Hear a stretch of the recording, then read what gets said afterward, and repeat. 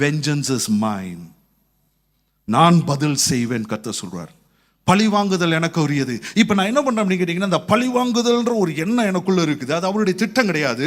ஆனால் என் வாழ்க்கையில் நடந்த ஒரு கஷ்டப்பான காரியத்துக்கு நான் நிச்சயமான முறையில் நான் ரிவெஞ்ச் ஐ ஹாவ் டு பழி வாங்கணும்னு நினைக்க போகும்பொழுது அவருடைய வசனம் சொல்லுது, அந்த திட்டம் சொல்லுது, அந்த நியமனம் சொல்லுகிறது, பழி வாங்குதல் எனக்குரியதுன்னு சொல்லுது. நான் இப்போ என்ன பண்ணுறேன்னா, என்னுடைய திட்டத்தை மாற்றுறேன். நோ லார்ட், உமக்கு சரண்டர் பண்ணுறேன். எஸ் லார்ட், அந்த ஹேட்ரடை நான் எடுத்து போடுறேன், அந்த பிட்டர்னஸை நான் எடுத்து போடுறேன், அந்த கசப்பு எல்லாத்தையும் எடுத்து போடுறேன். பாருங்கள், இதை சொல்லிட்டு நான் போகும்போது நான் சொல்கிறேன், உங்கள் உடம்பு கூட உங்களை ஒத்துழைக்க ஆரம்பிக்கும். சில நேரத்தில் பார்த்தீங்கன்னா என்ன எப்படி இருக்கும் அப்படின்னு கேட்டிங்கன்னா, சபிக்கணும்னு இருக்கும். நிறைய நேரத்தில் ப்ரேயரில் பார்த்தீங்கன்னா, நம்ம மக்களோட ப்ரேயர் எப்படி இருக்கும்னு பார்த்தோம்னா, நான் நல்லா இருக்கணும்னு ஜெபம் பண்ணுறதோட அவனை கர்த்தாவே நீங்கள் அடிங்கன்னு ஜெபம் பண்ணுறது தான் நிறைய இருக்கும். இதுதான் அந்த சின்ன பிள்ளை மாதிரி தான் இருக்கும் ஜெபம். நான் உங்களே மாத்திரம் சொல்ல, நீ சேர்த்தான் சொல்கிறேன். அவன் ஒரு மாதிரி பண்ணிட்டான், ஆண்டவரே நீங்கள் என்னன்னு கட்டாயம் கேட்கணும். ஆண்டவரே, எங்களுக்கெல்லாம் ஒரு வசனம் இருக்குது, உனக்கு விரோதமாக எழும்புகிற எந்த ஆயுதமும் வாய்க்காதே போகும், நியாயத்திலே எழும்புகிற எந்த நாவையும் நீ குற்றப்படுத்திடுவாய். இது ஊழியக்காரருக்கு உண்டான சுதந்திரம். அதனால அவன் என்னை பற்றி பேசிட்டான், ஆண்டவரே போட்டு தள்ளுங்க ஆண்டவரே.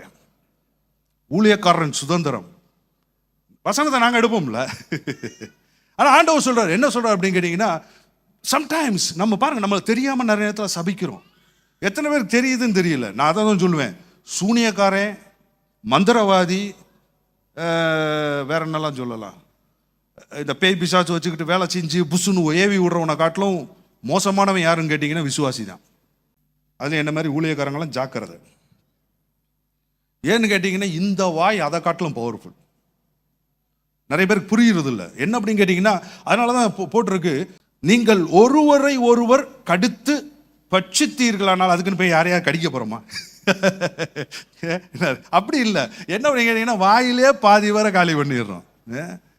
நீங்கள் ஒருவரை ஒருவர் கடித்து பட்சித்தீர்களானால் அழிவீர்கள். அப்படி ஒருவரால் ஒருவர் அழிக்கப்படாதபடி எச்சரிக்கையாக இருங்கள்.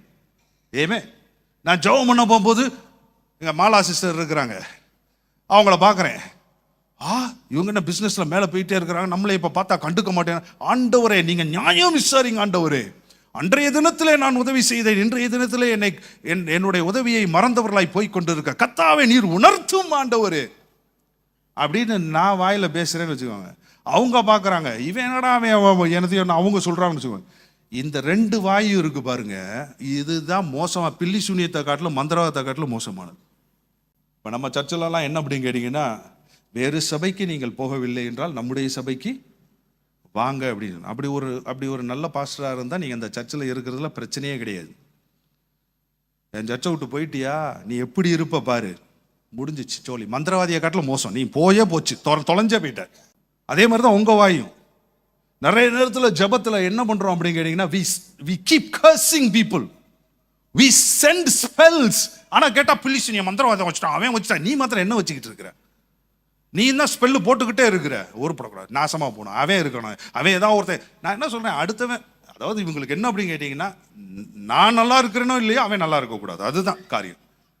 ஆனால் என்ன அப்படின்னு கேட்டிங்கன்னா, அப்படி செய்ய போகும்பொழுது அவருடைய திட்டம் என்ன சொல்லுதுன்னா, ஆசீர்வாதத்தை சுதந்தரித்து கொள்ளும்படி அழைக்கப்பட்டவர்களாய் இருக்கிறதுனால நம்ம என்ன பண்ணுமா, ஆசீர்வதியுங்கள். ஆசீர்வாதத்தை சுதந்தரித்து கொள்ளும்படி அழைக்கப்பட்டவர்கள் என்று அந்த வசனம் 1 பேதுரு 3:9 இருக்கும். ஆசீர்வாதத்தை சுதந்தரித்து கொள்ளும்படி அழைக்கப்பட்டவர்கள் என்று அறிந்து ஆசீர்வதியுங்கள். ஹல்லேலூயா. இப்போ நான் என்ன பண்ணோம் அப்படின்னு கேட்டிங்கன்னா, when I go, என் வாழ்க்கையிலேயே சில கசப்பான சம்பவங்கள் இருக்கிறது. ஏமேன், நானும் இந்த பூமியில் தான் இருக்கிறேன், சரிங்களா? சில தீங்கு செய்தவர்கள் உண்டு, எல்லாம் உண்டு. என்ன இருக்கும் அப்படின்னு கேட்டிங்கன்னா, சபிக்கணும்னு ஆசையாக இருக்கும் பாருங்க. 3 மணிக்கு எந்திரிச்சு ஜபிக்க போகிறோம்னா சில நேரத்துல எல்லாம் கர்த்தர் கேட்பார், என்ன செய்யற. ஓஹோ, அப்போ தான் ரியலைசேஷனுக்குள்ளே வரும். அதுக்குள்ளே எங்கேயோ போயிடும் ட்ராக்கு. ஆண்டவர் சொல்வார், நோ, bless them. ஏன் அப்படின்னு கேட்டிங்கன்னா, சாபம் இங்கேருந்து கிளம்ப போகும்பொழுது எண்ணெயை நிறச்சிட்டு தான் அது போகுது. அப்போ இங்கே எவ்வளவு காரியத்தை பண்ணுது. அதான் ஒரு ஊழியக்காரர் சொல்லும்போது சொல்லுவார், ஏமேன், அவன் சாகணும்னு நினச்சிட்டு நீ பாய்சன் குடித்த மாதிரி அப்படின்வார். when we curse. அப்ப என்ன, ஆசீர்வாதத்தை சுதந்திரித்துக் கொள்ளும்படி அழைக்கப்பட்டவள் என்று எண்ணி அவருடைய திட்டம் பிளஸ் பண்ண அப்படின்னு சொல்லும் பொழுது ஐ ஸ்டார்ட் பிளஸிங். ஹல்லேலூயா. ஆண்டவரே ஆசீர்வதிங்க. ஆசீர்வாதத்தை சுதந்திரித்துக் கொள்ளும்படி அழைக்கப்பட்டவன் என்று நான் அறிந்து நான் ஆசீர்வதிக்கிறேன். அதுக்காக நீங்க என்னை அழைச்சிருக்கிறீங்க. there is a purpose. எனக்கு இந்த பூமியில ஒரு purpose இருக்கு. that I have to bless, not to curse. ஹல்லேலூயா. ஆனா பாருங்க, சில நேரத்தில் என்ன அப்படி இருக்கும் அப்படின்னு கேட்டீங்கன்னா, ஆனாலும் அவன் அப்படி செஞ்சுட்டானே ஆண்டவரே, இப்படி செஞ்சுட்டானே ஆண்டவரே, செஞ்சுட்டானே ஆண்டவரே. பொண்டாட்டியோட உட்காந்து பேசிக்கிட்டு இருக்க போகும்பொழுது அதான் வருது, பிள்ளைகளோட பேசும் பொழுது அதான் வருது. இப்படி நடந்துருச்சு, இப்படி நடந்துருச்சு, இப்படி நடந்துருச்சு. ஒரு நாள் கர்த்தர் சொன்னாரு, love covers multitude of sins. அந்த ஒரு வசனத்தை வாசிப்போமா? அது 1 பேதுருவில் இருக்குமே. 1 பேதுருவில், அதுவும் 1 பேதுரு தான். 1 பேதுருவில் 4:8. அன்பு திரளான பாவங்களை மூடும். Amen. It covers multitude of sins. ஆண்டவர் சொன்னாரு, மகனே நீ இதுக்கு தான் அவர் தேவன் எப்படி இருக்கிறார்? God is love. Amen. God is love. அப்ப அவர் திட்டத்துல வர நானும் எப்படி தான் இருக்கணும்?